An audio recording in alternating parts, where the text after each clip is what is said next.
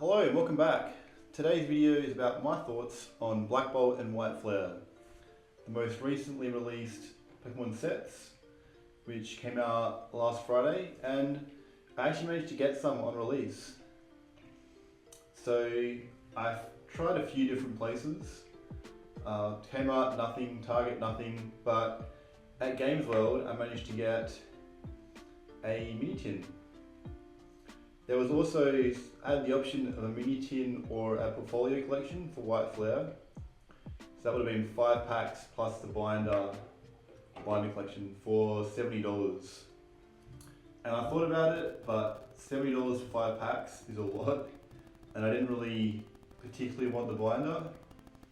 So I went for the mini tin, and here's some of the cards I got because I love to look at commons. So Tepig, cool Swordsbark, Galvantula, Arcan.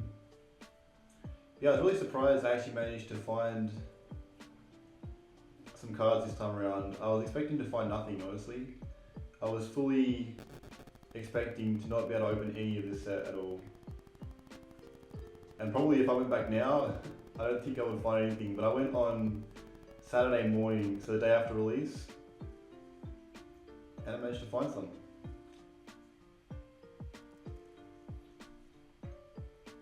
So these are all the commons and uncommons I got. I also managed to get, so this is one of the reverse holos. So we got the classic reverse holo foil, which I actually think looks really cool. We're kind of spoiled a bit getting like 2 of these every pack. You sort of forget how nice the pattern actually is. Especially when every streamer just like skips through these like they're worth like nothing. Which, monetary, sure, but I think they're really cool.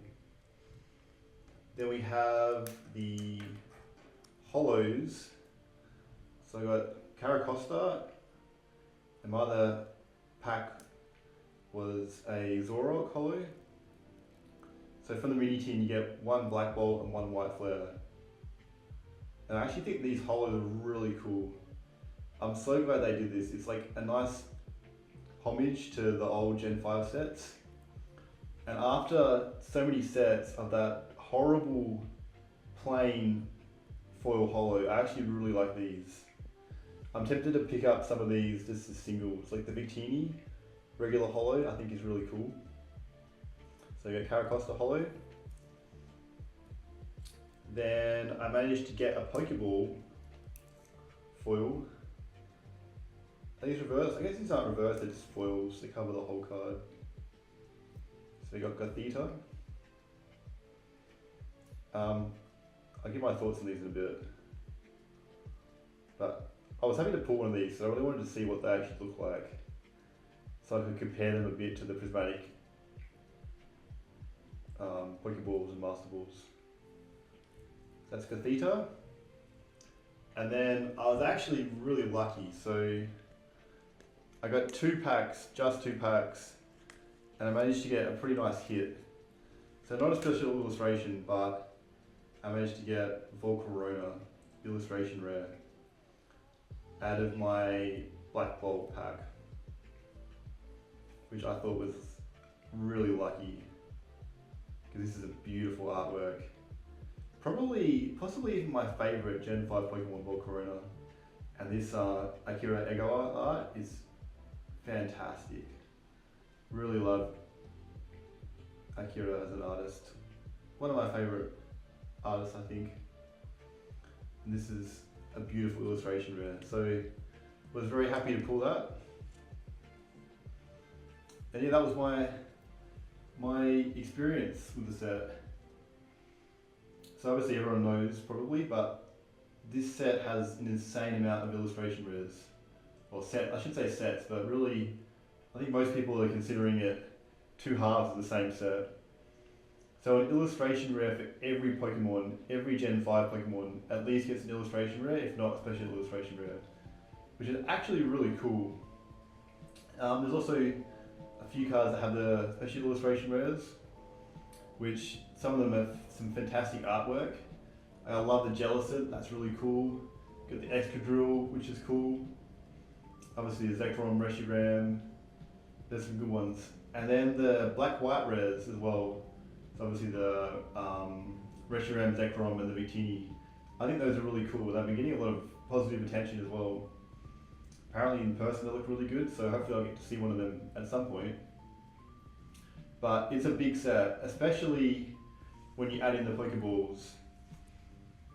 And so to give like a sort of visual interpretation here, a visual representation, you have like if you line them up, so if we imagine that each of these is a Caracosta, have space,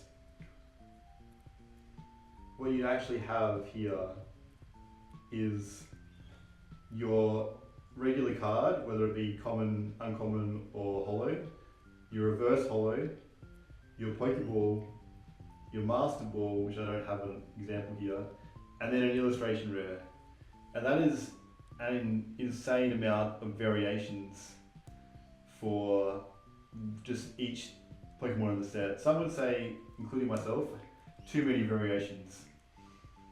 So I actually think they've gone way too far with this now, in terms of set size. Like I'm thinking like who is actually going to master this set? And it's got so bad now that I personally don't even really want to think about opening that much of the set, just because I know I will never have the master set. And I think Pokemon has an issue with this. I think they really need to rein it in and do something about it. And there's a lot of ways they can do this. So first way they can do it is something like this, which I would be a huge fan of. So you just need two. So you have your regular card, common, uncommon, holo, and then you have the illustration rare, which you can make 1 in 5 packs. And this I think would be a fantastic master set, really fun to try and collect. If they had done this, I would probably try and get a master set of this, because that would be really cool. Another option could be this. Like I would be okay with something like this. Make the Pokeballs like 1 in every 2 packs, 3 packs. You don't need, in my opinion, 2 reverses in every pack. Like it's just making these cards, like I don't think, unless you're opening one of your first packs, or maybe for the kids, these cards can still be exciting. But I feel like even most kids these days open enough packs that these become common and sort of tossed to the side. But yeah, that's my thoughts on it. Let me know what you think they could do about it. Another thing I wanted to touch on is God packs. So this set also, again, has God packs. So far it's the specialty sets they're limiting this to, but this is a specialty set. So you can pull a pack which has every card as an illustration rare, the last card as a special illustration rare, and then you get a holo energy at the end. And I have like reasonably strong feelings about God packs. On one hand, obviously they're really fun in terms of streaming content, and even if you're opening a pack, it's just fun to know you might get a God pack. You might pull that really cool card, a pack of cards. But overall, I think it's just a negative really for collectors as a whole. The chances are that no one like me who opens 2 packs at release is ever going to pull a God pack. And it just makes it so much harder to get any packs themselves. It makes people want to open more packs, it makes streamers rip more packs, lowers the supply of packs on the market. And I think ultimately it's harmful for true collectors who just want to enjoy some of the cards and don't want that gambling rush. And I think Pokemon as a whole is leaning into the gambling too much currently, and a lot more than they have to. Like Prismatic Evolutions didn't need God packs to sell the packs. This set did not need God packs to sell the set, but it just means that people are going to buy a $10 pack of cards for that chance at $1,000, or it's not as bad in this set because they're just illustration rares and 1 special illustration rare. But the trend is just, in my opinion, very harmful to the hobby long term. in the short term, it gets more eyes on it, more excitement, potentially increases the amount of people, but I think in the long term, it also carries the risk that regulators might step in the future. I think there's a big potential that at some point in the next 10, 15 years, there'll be a backlash against the gambling that we currently have in our society. And Pokemon obviously is not the worst offender. It's nowhere near as bad as sports betting, like pokies, all those things that are really, really harmful, but I definitely could see it being caught up in the wider backswing against gambling in our society. Because there are people who are addicted, there are people who are spending, and often it's people who can at least afford to spend the money. There are people who are gambling all their money on cardboard, and ultimately they're not going to want to take responsibility, and a lot of them are going to blame Pokemon for the fact that they've spent the money. They're going to blame the fact that there were god packs to entice them to buy and spend all their money. And it could have serious ramifications in the future. So while it's unlikely, I do think they should take steps to make it less of an issue. We don't need god packs.